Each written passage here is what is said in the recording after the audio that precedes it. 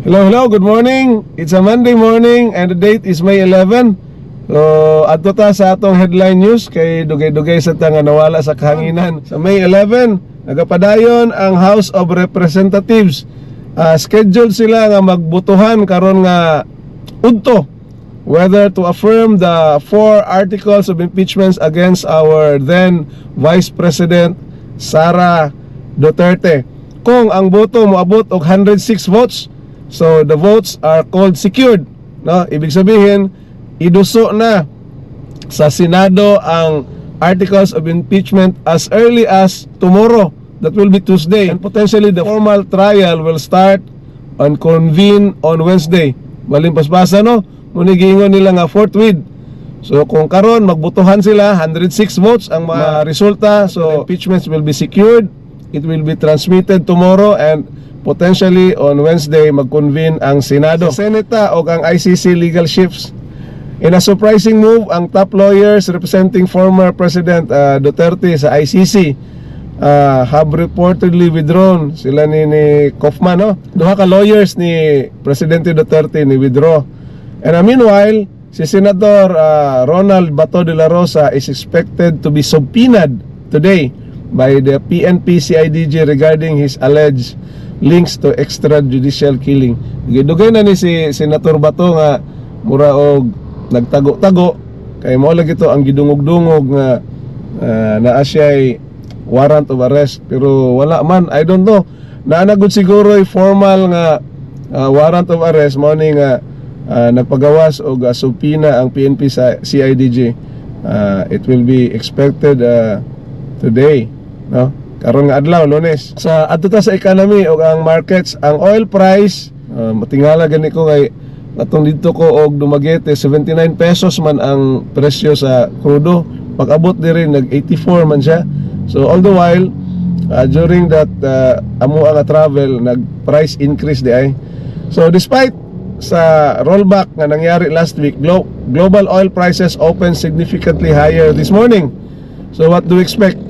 Kung nag-open siya higher, ibig sabihin medyo mutaas-taas na sad, mag-increase na sad ang atoang expectation sa mga oil prices. So kini gisundan human ang breakdown sa peace talks sa US ug Iran. So nagkaroon sila peace negotiations and renewed threat violence in the Strait of Hormuz nga maoy nakaingon sa pagtaas sa ato ang mga palaliton. So murag wala magsilbi ang ilahang peace talk. There is a renewed threat nga naa sa Strait of Hormuz diin kasagaran sa ato ang mga vessels nga nagtransport sa mga produkto dito nagaagi. Ato ta sa DSWD, the Transport Relief, atong nagapanghatag og mga ayuda. Ang DSWD is conducting a special payout today. Oy, attention, naay payout ang DSWD to the amount of 5,000 cash relief of NCR motorcycle, taxi and TNVS drivers who have yet to receive their subsidies.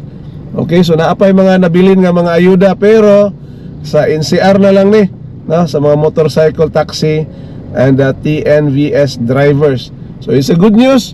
Katong mana sa NCR do na mo'y 5,000 cash relief adto ninyo i-claim sa DSWD. Ato ta sa weather and environment, dunay tropical depression nga gitakahuan nga mo siguro ni cause aning mga ulan-ulan karon. So ang Pag-asa naga-report nga ang Kaloy is likely to weaken into a remnant low within the day. So nihina ang bagyo nga Kaloy, while it is unlikely to directly hit land. Ang ato ang kapulisan, PNP remains on high alert in Albay for potential lahar flows triggered by rain near Mayon Volcano. Mao bitaw ni basta lagi magulan-ulan, delikado sa dadi ng area sa Albay kay mudagayday man pud ang lahar, no? So ingat-ingat ta mga igsoon dinha sa kasikbit nga mga lugar or especially di sa Albay dool sa Mayon Volcano. So ang Kaloy ni hunong na. Ano pasalamat po atong Kaloy kay dili man siya pagkaayo kusog nga hangin og it brought us a good rain dire sa General Santos. Ang mga tanom in taon nangaluy-luy na o karon ibalik-balik na sab sila sa ilahang birdie nga color, green color. Okay, sa ato ta sa atong verse of the day, ang pinakahinam-hinam nato, no? Makauno nato ato ang mga kaugalingon sa mga headlines karon, good or bad news. But very important is our verse, the food for our soul. Okay, ang verse atong pagakuhaon gikan sa James chapter 1 verse 15 sa New King James Version. Ang pulong sa Dios daga dayon, if any of you lacks wisdom, let him ask of God, who gives to all liberally and without reproach, and it will be given to him. So makahibaluan na to mga igsoon nga kung tan-awon o paminawon na to ang mga headline news karon. Puno kayo ni sa mga kabahin sa mga economic uncertainty, wa tay kasiguruan sa ekonomiya o kanang mga political turmoil. No, we are shaken by the problems of this world, so that the need for clarity can feel overwhelming. So ma-overwhelm ta. So nagsigit ta og panarbaho, nagsigit og panikay-sikay sa ato ang kabalayan. Dili nato ni malikayan mga igsoon kay kani nga mga report either ni alingaw-ngaw ni sa social media, ni alingaw-ngaw ni sa mga TV o radio, ma-feel sad nato ni mga igsoon. It's a direct impact, especially ang mga palaliton. In times of this murag na shaken ang ato ang kalibutan tungod kay we are disturbed. The word of God always reminds us that wisdom is not something you have to manufacture on your own. Ingon pa kay ni James, kung nagkulang ka mo sa kaalam, let him ask of God. Wala ginarasyon sa Dios ang iyahang giya, but He gives it liberally.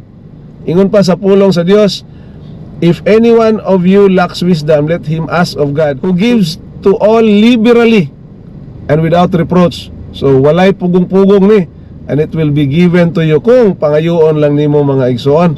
So today, we should take a moment to step away gikan sa mga kasikas, sa mga hulungiyong o sa mga kagubot na ining kalibutan, and ask for wisdom nga kinahanglanon nato mga igsoon.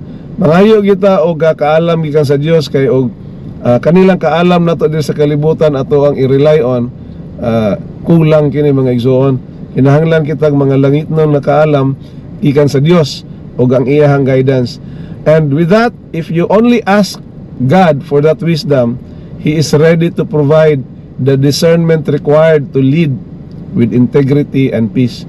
So mao ni mga igsoon atong gina-hope, gina-look forward gyud ang tanan nga mga tao nga kinahanglan gyud og wisdom. Uban gani mo eskwela og doctorate, naga-masteral tungod kay we are really hoping nga ma-fill in ang ato ang mga kaalam nga kinahanglanon diri sa kalibutan.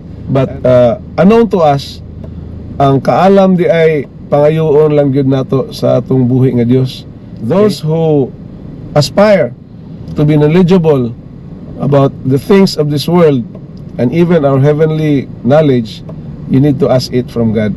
Tungod kanaid Dios doesn't give it on ration. Wala ginarasyon-rasyon sa Dios ang kaalam, but He is giving it liberally without any reproach. So ining kabuntagon mga igsoon, I hope na you are inspired and natagaan kitag paglaom tungod kay sa tinuod lang kung wala kitay Dios, dili sad nato mahakaplagan ang mga paglaom ng igsoon.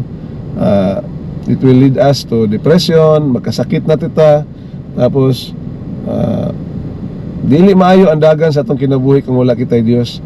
So let us ask God about His guidance daily, His sustenance, His mercy, the grace.